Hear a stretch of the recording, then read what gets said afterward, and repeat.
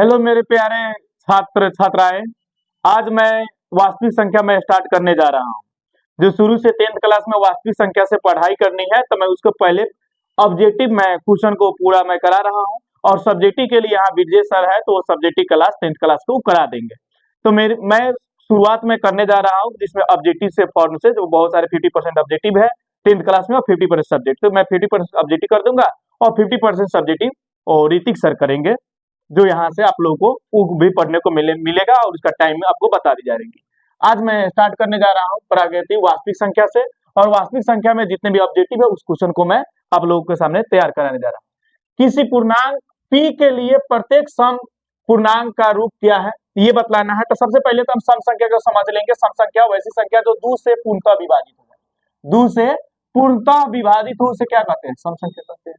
जो 2 से पूरा पूरा कट जाता है, जैसे कि 2 4 6 8 10 12 14 18 20 इस तरह करके ये सारे चीज क्या हो जाएगा? अनंत तक ले चले जाएंगे। ये कौन हो जाएंगे? सम संख्या हो जाएंगे। 2 से पूरा पूरा कट जाए, नहीं कटेगा तो विषम संख्या, और 2 से न कटा तब क्या हो जाएगा? विषम संख्या। और 2 से पूरा पूरा पूर्ण रूप से विभाज्य हो जाए तो कौन संख्या हो जाएगा? सम संख्या। और 2 से विभाज्य अगर नहीं हो, विभाज्य नहीं हो तो इसके भी बारे में आप लोग जानते हैं, उसको क्या कहते हैं? विषम संख्या कहते हैं। 2 से विभाज्य नहीं हो तो क्या हो जाएगा? विषम संख्या। जैसे 1 3 5 7 इस तरह करके 9 11 ये सारे क्या हो जाएंगे?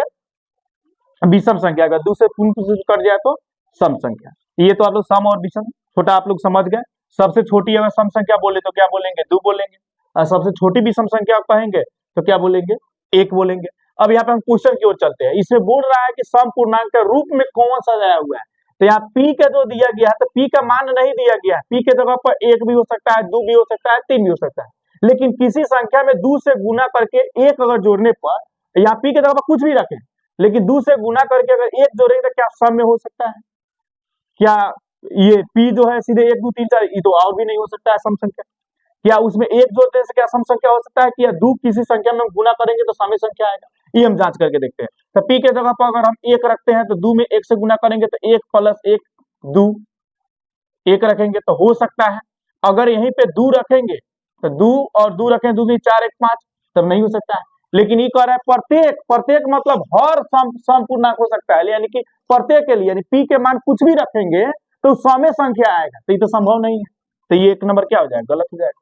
p के जगह पर हम कुछ भी रखें 1 2 3 1 के बाद 2 रखेंगे तो सम आएगा, 3 रखेंगे तो फिर भी सम आ जाएगा। तो ये भी संभव नहीं है। ये कह रहा है कि कोई भी संख्या में अगर 1 2 3 p के जगह पर 1 2 3 कुछ भी रखने पर 1 अगर जोड़े तो क्या हमेशा सम संख्या आएगा?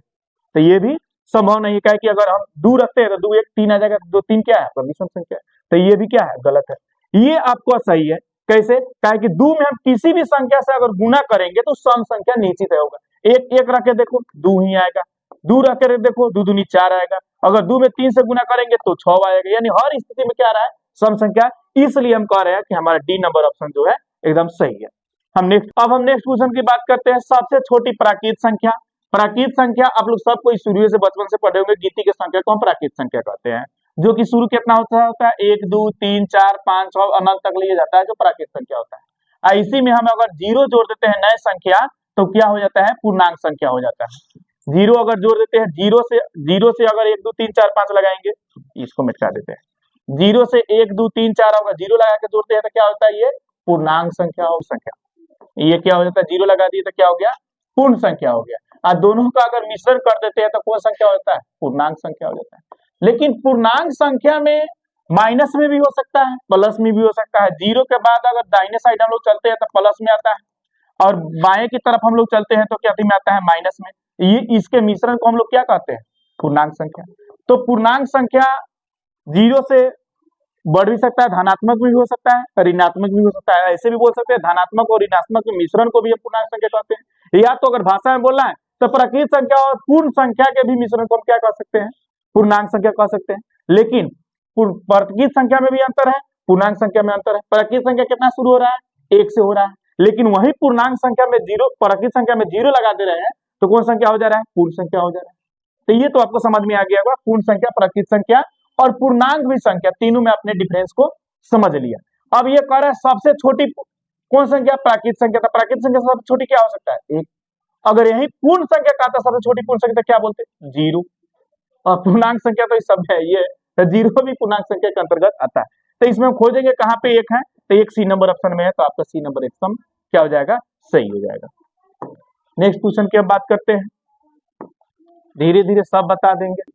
पेन, ठीक, पेन आ गया। हाँ, √12 का परमेकरण गुणांक यानी कि कौन संख्या में हम गुना करें √12 को जैसे तोड़ेंगे तो परमेकरण का मतलब होता है कि वर्गमूल निकल जाए, यानी रूट उससे क्या हो जाए? बाहर हो जाए।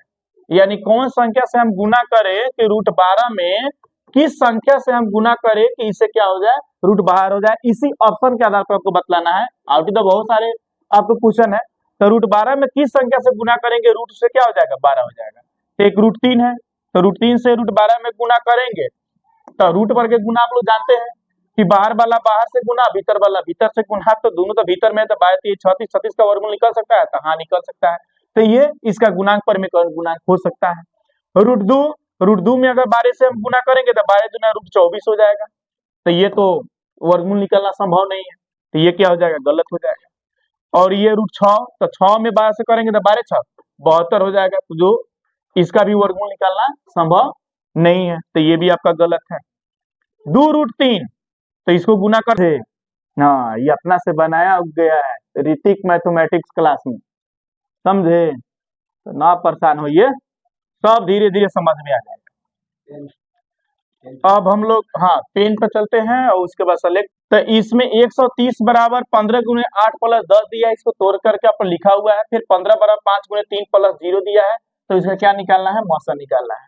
मौसा निकालने के लिए सबसे बेस्ट तरीका होता है कि अधिक से अधिक कौन ऐसी संख्या है जो दोनों में पूर्णतः, यानी 130 एगो बच गया है, भले उसको तोड़ा गया है, एगो 15 है जो पूर्ण रूप से काट दे। अधिक से अधिक कौन ऐसी संख्या है? तो आप लोग 5 से विभाजता का नियम पढ़े होइएगा कि इकाई स्थान पर अगर 0 5 हो तो 5 से क्या होता है? पूर्णतः विभाजित होता है। तो इसमें 0 है, 5 है, तो 5 से निश्चित कर कट जाएगा। 5 से ऊपर अगर कोई संख्या हम सोचते हैं जो दोनों को काट दे, तो कोई ऐसा संख्या हमको नहीं दिखाई दे, जैसे 15 है तो 15 से दोनों नहीं कटेगा, तो ये इसमें क्या हो जाएगा? 5। नहीं तो ऐसे ऑप्शन के द्वारा भी देख सकते हैं। 8 जो ऐसी संख्या है जो दोनों को काट सकता है, 8 से दोनों कटने वाला है नहीं है, कहीं 15 को नहीं कटेगा, कहीं की ऐसे वो क्या है? इकाई स्थान 5 है और 130 से कटेगा, तो 130 से कटेगा 130, लेकिन 15 नहीं कटेगा। 15 से दोनों कटेगा तो नहीं कटेगा, तो इसलिए क्या है आपका? मसा इसका 5 है, तो मसा तो हल्का होता है। अगर इसी का एलसीएम निकालना होता तब, अगर हमें एलसीएम निकालने के लिए आता तब क्या करते? तो इसका हम अगर एलसीएम निकालते दोनों का, ये तो एचसीएफ हो गया, तो एचसीएफ बराबर क्या हो गया? 5 ऐसा संख्या जो दोनों को काट सके। एलसीएम का मतलब होता है कि इससे अधिक कौन, कम से कम कौन संख्या है जो ये दोनों से क्या हो जाएगा? विभाज्य हो जाएगा। तो एलसीएम निकालने का तरीका ये हम आपको बतलाते हैं दोनों में। आज हम एलसीएम और एचसीएफ के ट्रिक आपको बता देते हैं जो आसानी पूर्वक से हम निकाल सकते हैं, ऑप्शन द्वारा, बिना ऑप्शन द्वारा। ऑप्शन तो है, ऑप्शन द्वारा समझ जाइएगा। तो हम एचसीएफ निकालने का मतलब अधिक से अधिक कौन ऐसी संख्या है जो दोनों को काट दे। एलसीएम का मतलब होता है, वो एचसीएफ निकाल, एलसीएम का मतलब होता है कि ये कौन ऐसा संख्या है, कम से कम कौन ऐसी छोटी छोटी संख्या है जो दोनों से क्या हो जाए? विभाजित हो जाए।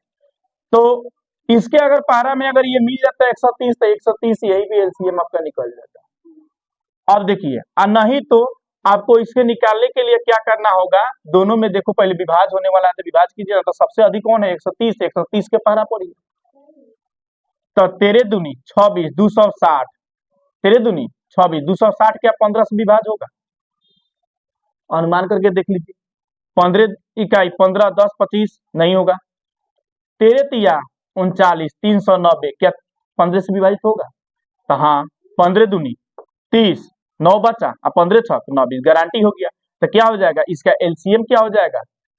390। नहीं समझे? फिर समझिए, हमें क्या करना है कि एलसीएम जब निकालना होता है, एचसीएफ तो और आसान होता है, तो कौन ऐसा संख्या अधिक से अधिक तो दोनों से क्या कर दे? विभाजित कर दे। तो आप तो देख लिए 5 है, 5 के पास दोनों कटने वाला है, 5 से ऊपर कौन पारा दिखिए नहीं रहा, 10 से तो कटबे नहीं करे, 15 इकाई स्थान 5 वाला से कटेगा अधिकांश, तो 5 है तो का 0 है, 5 है, तो इकाई स्थान में 5 होगा, उसी संख्या से कटेगा। 5 वाला कौन कौन ऑप्शन में? एगो ई है, एगो हाई है, हाई दोनों तो हो ही नहीं सकता है। 130 तो ये से छोटा है तो हो ही नहीं सकता है, तो इस तरह 5 एलसीएम निकालना आसान। एलसीएम निकालने का मैं ट्रिक ये बताया हूं कि ये दोनों में जो 12 है ना, उसी का हम पहरा पढ़ेंगे, उसी को हम टेबल में देखेंगे। तो 15 के पहरा में 130 है, क्या है? नहीं, पहरा पढ़ के देख लीजिएगा, 15 के पहरा सब किसी को आता है। अगर नहीं है तो हम क्या करेंगे, 130 के पहरा पढ़ेंगे। तो 130 दूना 260, क्या संभव है कटना? तो हम देख लिए नहीं कटा। तब इसका पहरा कब तक पढ़ेंगे, 3 तक। तो 3 तक 33 या 39 से 0 बैठाएंगे ना, 90। अब देखिए 15 दूनी 30, 9 बचा 90, 15 छक 90, यानी 26 बार में कट जा रहा है। तो गारंटी है इसका एलसीएम जो होगा आपका 390 ही होगा। यही कभी कभी पूछ देता है कि दोनों का एलसीएम और एचसीएफ का अनुपात बताइए। तो अनुपात में भी कभी कभी ऐसा क्वेश्चन आ जाता है, दो को क्वेश्चन दे देगा, कहेगा इसका एलसीएम निकालिए दोनों संख्या का, और दोनों संख्या का एलसीएम और दोनों का अनुपात। तो जो पहले कहेगा तो ऊपर ध्यान रखना है, अब बाद में कहेगा तो नीचे। तो एलसीएम कितना है, 390 पहले एलसीएम है। एचसीएफ कितना है, एचसीएफ 5, तो 5 के पास है, तो इस तरह कर देंगे 390 अब बटा 5, 5 के पास से कटाएंगे। तो आप अभी तक कटेबे किए हैं, अच्छा कटा के देख ले, 5 छक 30, 5 सते 35, इनमें कितना बच गया 4, तो 5 40, यानी 78 बार में कट गया, नीचे ना कुछ बचा था 1, यानी कि 78:1 दिख रहा है। अच्छा ठीक है, तो आप ये समझ गए कि इसको हम लोग यति के द्वारा भी निकाल सकते हैं, ट्रिक के भी माध्यम से। एचसीएफ मैंने निकालना समझाया। एचसीएफ का मतलब दोनों संख्या से विभाज्य होना चाहिए, एक ही संख्या दोनों काट सकता है। एलसीएम का मतलब वह छोटी छोटी संख्या जो दोनों से क्या हो जाए, विभाज्य हो जाए। एचसीएफ का मतलब वह बड़ी से बड़ी संख्या जो अकेला दोनों से क्या हो जाए, विभाजित कर दे, यानी कि काट दे। तो ये आप लोग समझ गया, इसका अनुपात भी मैंने सिखा दिया। तो एचसीएफ एलसीएम से रिलेटेड जो क्वेश्चन इस तरह के आएंगे तो आप ट्रिक का सहायता लीजिएगा। नहीं समझे? हाँ, अगर हम ये देंगे कि 20 40 60 का एचसीएफ निकालिए और ये कभी कहेंगे एलसीएम ज्ञात करें, तो ऐसा हुआ हम ट्रिक से निकाल सकते हैं। अब 1 घंटा ले 2 के पास 3 के पास थोड़ा टाइम ज्यादा लगेगा। इस तरह अगर हम लोग बनाएंगे तो जल्दीबाजी में बन जाएगा। आप ही बताइए कौन ऐसा संख्या है जो 20 को काट सकता है, अधिक से अधिक संख्या 40 को और 60 को? तो सोचिएगा तो दुइयो हो सकता है, लेकिन हम क्या बोले हैं, अधिक से अधिक संख्या होनी चाहिए। का चारों है जो दोनों काट सकता है, क्या 4 से ऊपर है? तो हाँ है, 10 है, जो 10 दूना 20, ये 10 इस सब के 10 काट देगा। क्या 10 से ऊपर है? तो 20, हाँ है, 10 से ऊपर भी है, कौन? 20 काट देगा, 20 के भी काट देगा, 40 के भी काट देगा, 60 काट देगा। क्या 20 से ऊपर है? तो नहीं, 20 से ऊपर कोई संख्या नहीं है जो तीनों को काटे, यानी तीनों से विभाज्य हो। तो इसका मतलब एचसीएफ क्या हो गया, 20। एलसीएम कैसे बोले थे निकालने के लिए, सबसे बड़का का पहरा पढ़िए। तो देखिए पहले तो ऐसे सोचना है कि अब सबसे बड़का को पहले लेंगे, सबसे किसको लेंगे पहले, सबसे 12 वाला अक्षर को लेंगे। तो सबसे बड़ा कौन है, 60। क्या 20 से पहरा से 60 विभाजित हो जाएगा? तो हाँ हो गया। तो 20 को छोड़ो, 40 और 60 को ले लो। तो क्या 40 के पहरा में 60 कट जाएगा? तो नहीं ना कटेगा। तो हम क्या करेंगे, बारका के पहरा पहल शुरू कर देंगे। तो 60 दूना 120। तो क्या 40 के पहरा में 120 है? तो हाँ है। तो इसका एलसीएम क्या हो गया, 120। डायरेक्ट मार। अनुपात में कहेगा तो बात जानिए गए, पहले बता दिए, तो एक दो बता दिए। अब आप लोग इस टाइप से अपना क्वेश्चन रख करके अपना से बनाने का प्रयास कीजिएगा, आपको जरूर बनाने आ जाएगा, हमको भरोसा है। अब बना लीजिएगा, सेलेक्ट करेंगे, हम चेंज करेंगे, फिर इसके बाद हम अगले का क्वेश्चन पर चलेंगे। और पढ़ाने के लिए हमको पेन पर हम टिक लगाएंगे तो पढ़ाना शुरू कर देंगे। यूक्लिड विभाजन एल्गोरिथम परिमेय से धनात्मक पूर्णांकों को निम्न में से किसे परिकलित करने का तकनीक है?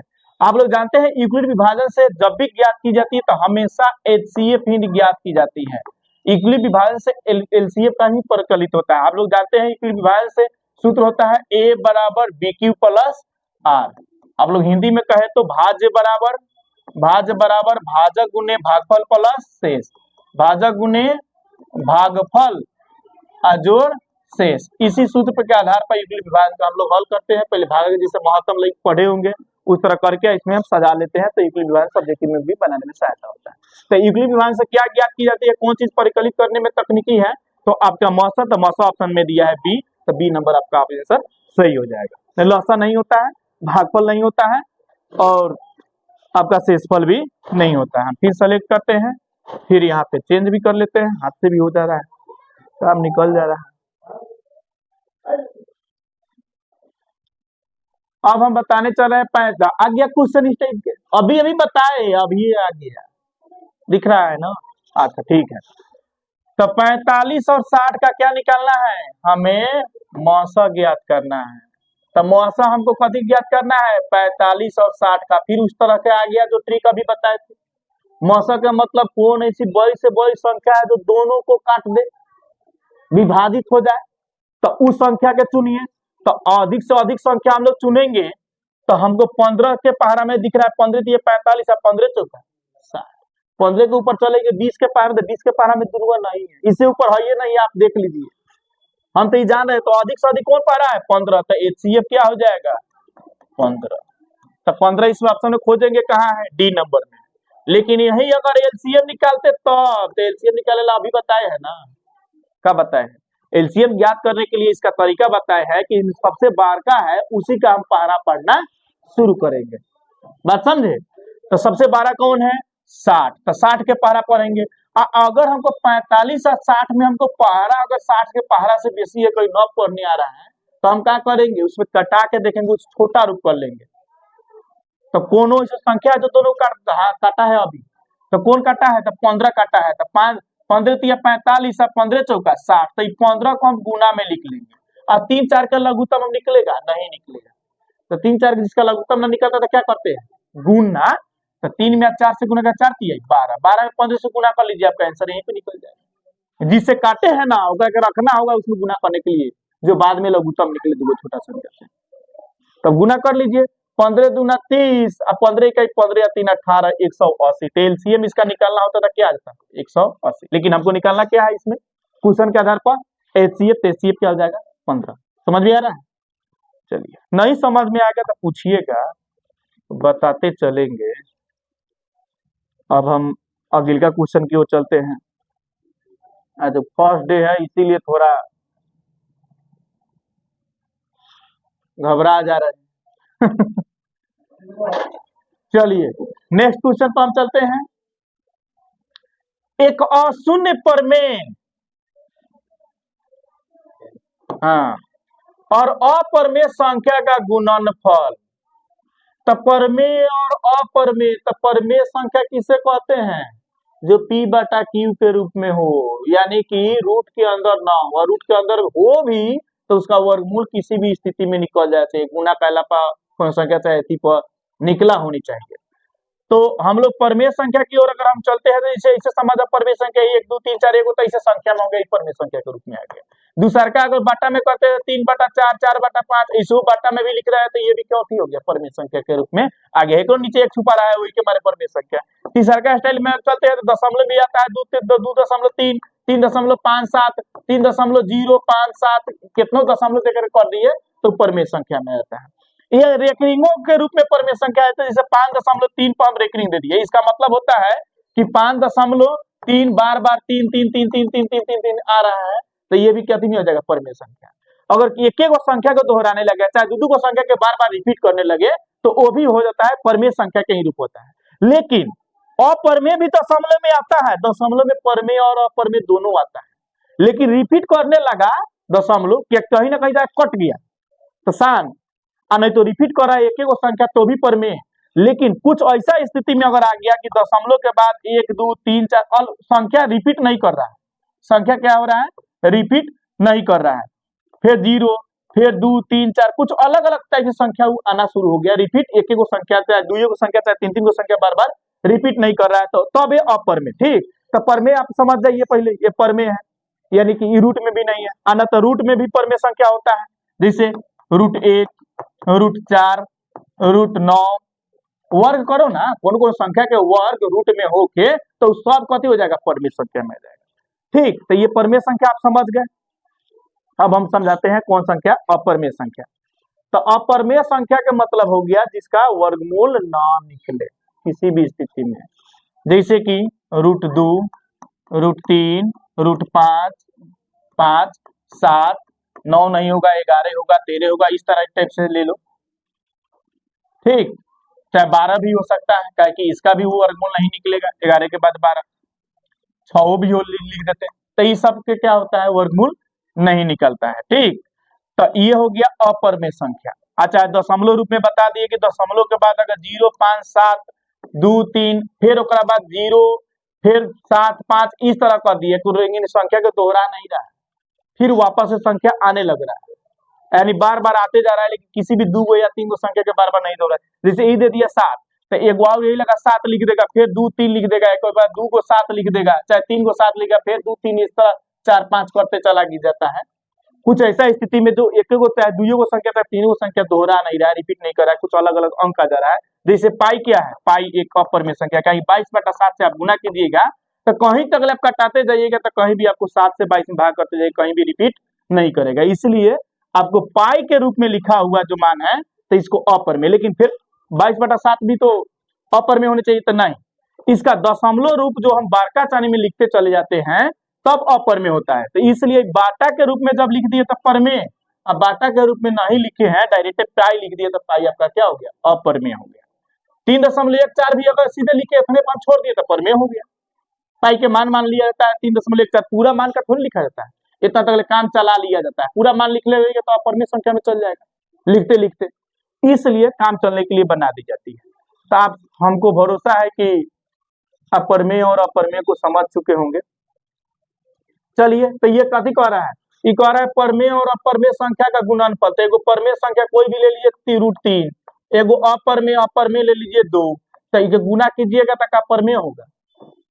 इतना बात ध्यान रखिए, एगो ट्रिक से सही समझ न लीजिए, अधिकांशता में तो यही चीज होता है। अपरमेय संख्या में गुना कीजिए ना, गुना करने पर कभी कभी अपरमेय से गुना करने पर गुना हो जाता है ना, लेकिन ये कह रहा है एक अशून्य परमेय संख्या और अपरमेय संख्या का गुणनफल, तो एगो परमेय एगो अपरमेय, हाँ अपरमेय में कौनो परमेय संख्या से गुना करेंगे, चाहे जोड़ेंगे चाहे घटाएंगे, कौन संख्या में, अपरमेय संख्या में।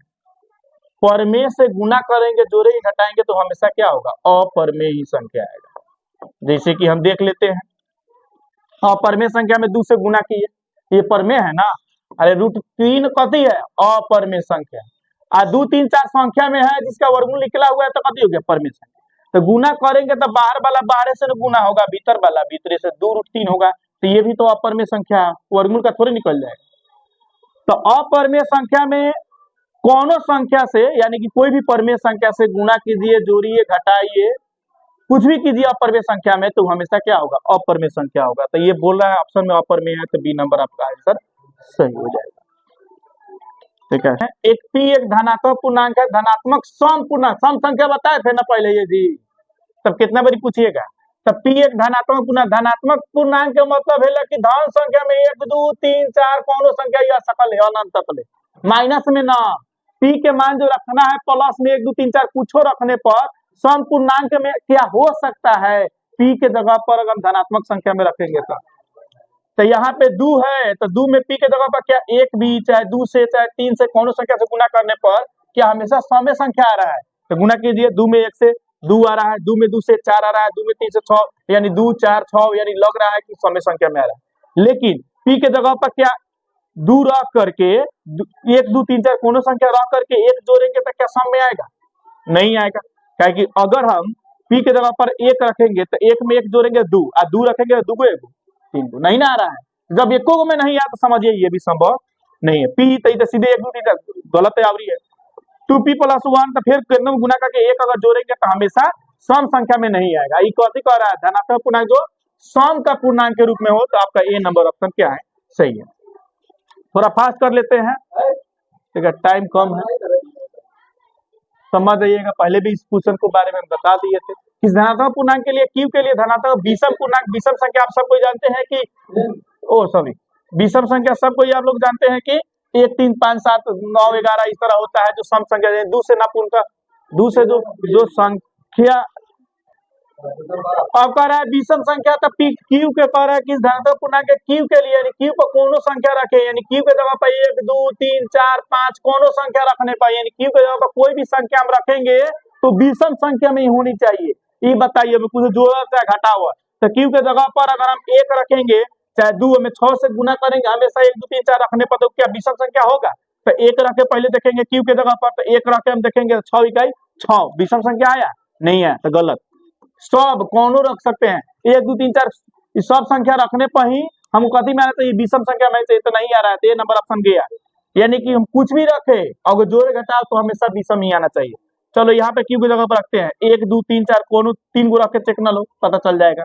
तो देखो 6 इकाई 6 में 2 गो रखेंगे तो 8 आ सकता है, 2 रखेंगे 6 दूनी 12, 12 में 2 रखेंगे तो भी नहीं सॉरी विषम संख्या लाना है ना, तो विषम संख्या कहाँ आ रहा है? 1 रखेंगे 6 इकाई 6 2 8, ये भी संभव नहीं है, सम संख्या आ गया, क्या कि 1 रखने पर ही 8 आ गया, तो क्या आ गया? सम संख्या, तो ये गलत है। यहाँ पे देखो 6 के जगह पर हम 1 2 3 4 रख सकते हैं, क्यू की जगह पर क्या रख सकते हैं? 1 2 3 4 रखे, देखो 6 इकाई 6 गो एगो 7 गो हो सकता है, 2 रखो 6 में 12 12 1 13, 3 रखो 6 18 19, यानी हर स्थिति में क्या आ रहा है? आपका विषम संख्या आ रहा है, तो आपका सी नंबर ऑप्शन सही है। तो डी नंबर के छोड़ो, देखोगे तो ये भी नहीं होगा। हम फिर नेक्स्ट में चलते हैं, वक्त सही में वक्त को बचाना जरूरी है, तो फिर हम अगले क्वेश्चन पर जांच करते हैं। यदि एल्गोरिथम पर में से ए बराबर बी क्यू प्लस आर, तो ए बराबर 72 क्यू बराबर 8, तो आर बराबर 0 हो तो बी का मान ज्ञात कीजिए। तो हम पहले ही बताए थे, इसका सूत्र ही होता है, दिया है कि ए बराबर बी क्यू प्लस क्या होता है? आर होता है। तो हम ए बराबर बी क्यू प्लस आर, तो इसमें सबके तो मान दे दिया, मान जगह बैठाओ, मान निकालो। तो ए के मान आपको दिया है कितना दिया है? 72, तो 72 बराबर बी के मान निकालना है, क्यू के मान 8 प्लस आर के मान शेष क्या है? 0 है। तो आप इस तरह से बना सकते हैं, ये क्या हो गया? 8b 0 कोई वैल्यू नहीं है, तो 8b बराबर क्या हो गया? 72। तो बी के मान निकालेंगे तो बी के मान 72 है, गुना में भागा में है, तो गुना में है तो क्या हो जाएगा? भागा में, तो 8 9 72, यानी बी बराबर क्या हो जाएगा? 9 आ जाएगा। फॉर्मूला जब हम मान बैठा लेंगे बराबर से एक बार से ऊपर हम लोग कर लेते हैं और हो भी जाएगा। क्या ये 72 हो गया? 8 में 20 से गुना करता है 8 भी, एक रो पहले एक रे को ऊपर लिख सकते हैं, कोई दिक्कत इससे नहीं है। 9 आंसर आपका हो जाएगा।